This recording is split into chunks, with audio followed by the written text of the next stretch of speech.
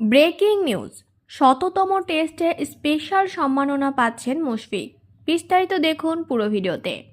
দর্শক, বাংলাদেশ দলের হয়ে সবচেয়ে বেশি টেস্ট খেলার দিক থেকে আগেই শীর্ষে ছিলেন মুশফিকুর রহিম।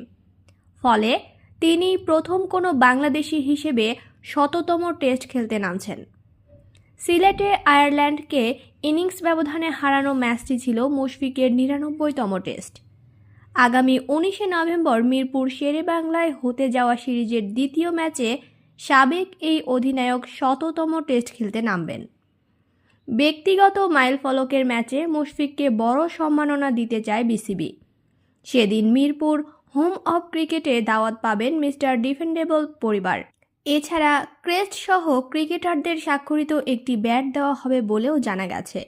সব মিলিয়ে ১৯শে নভেম্বর শেরেবাংলা স্টেডিয়ামে মুশফিকের বন্দনায় যে মুখরিত থাকবে সেটি বলার আর অপেক্ষা রাখে না। ক্রিকেট আঙ্গনের অনেকেরই প্রশ্ন, শততম ম্যাচ খেলেই কি আন্তর্জাতিক ক্রিকেটকে বিদায় বলবেন মুশফিক? ভক্ত সমর্থকরা তা জানতে আগ্রহী। তবে জানা গেছে লাল বলের ক্রিকেট চালিয়ে যাবেন তিনি।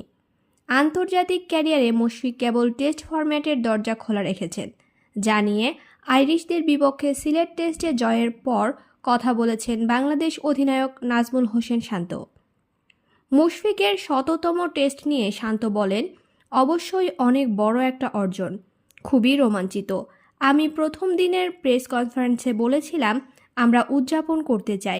খেলোয়াড়রা চাই ওই দিনটা বা ওই পুরো 5 দিন আমরা উপভোগ করব।